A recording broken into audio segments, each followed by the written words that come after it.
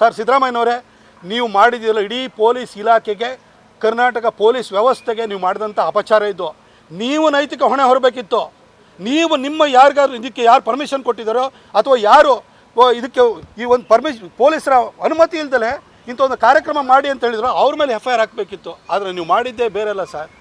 ಇವತ್ತು ದಯಾನಂದ್ ಸರ್ ಅಂತಹ ಒಬ್ಬ ಫೈನೆಸ್ಟ್ ಪೊಲೀಸ್ ಆಫೀಸರಿಗೆ ಈ ಒಂದು ಸಸ್ಪೆನ್ಷನ್ನ ಬಳುವಳಿ ಮಾತ್ರ ಅಲ್ಲ, ಇಡೀ ಪೊಲೀಸ್ ಇಲಾಖೆಗೆ ಮಾಡಿದಂತಹ ಅಪಚಾರ ಇದು ಇಡೀ ಪೊಲೀಸ್ ಇಲಾಖೆಯ ಮೊರಾಲನ್ನು ಕುಗ್ಗಿಸುತ್ತದೆ, ಆತ್ಮಸ್ಥೈರ್ಯವನ್ನು ಕುಗ್ಗಿಸುತ್ತದೆ. ಇದು ರಾಜ್ಯದ ಕಾನೂನು ಸುವ್ಯವಸ್ಥೆ ದೃಷ್ಟಿಯಿಂದ ಖಂಡಿತ ಒಳ್ಳೆಯ ಬೆಳವಣಿಗೆ ಅಲ್ಲ. ನಾನು DK ಶಿವಕುಮಾರ್ ಅವರು ನೆನ್ನೆ ಅಳ್ತಿರೋದನ್ನು ನೋಡಿದೆ. ಕುಮಾರಣ್ಣ ಹತ್ತು ಕೂಡಲೇ ಅದು ನಾಟಕ ಆಗಿಬಿಡುತ್ತೆ. DK ಶಿವಕುಮಾರ್ ಹತ್ತಿದ ಕೂಡಲೇ ಅದು ಅಂತರಾಳದಿಂದ ಬಂದಿದ್ದಾಗುತ್ತೆ. DK ಶಿವಕುಮಾರ್ ಅವರೇ, ನೀವು ನನ್ನ ಹತ್ತಿರಿ, ಅದ್ರ ಬಗ್ಗೆ ನಂದೇನು ತಕರಾರಿಲ್ಲ ಸರ್.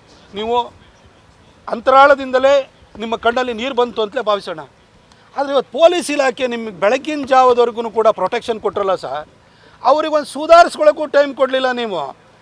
ಅವ್ರನ್ನ ಇವತ್ತು ಸಸ್ಪೆನ್ಷನ್ ಬಳುವಳಿ ಕೊಟ್ಟರಲ್ಲ. ಇವತ್ತು ನಿಮ್ಮ ಚೀಫ್ ಮಿನಿಸ್ಟರ್ ಬಗ್ಗೆ ಮಾತಾಡಿ, ಸಂಪುಟ ಸಭೆಯಲ್ಲಿ ಮಾತಾಡಬೇಕಿತ್ತು. ಪೊಲೀಸರು ಒಳ್ಳೆ ಕೆಲಸವನ್ನು ಮಾಡಿದ್ದಾರೆ, ಅವರಿಗೆ ಸಸ್ಪೆನ್ಷನ್ ಮಾಡಬಾರ್ದು ಅಂತೇಳಿ ಹೇಳಿ ನೀವು ಅವತ್ತು ಧ್ವನಿ ಎತ್ತಬೇಕಿತ್ತು. ಅವಾಗ ನಾವು ನೀವು ಒಪ್ತಾ ಇದ್ದು.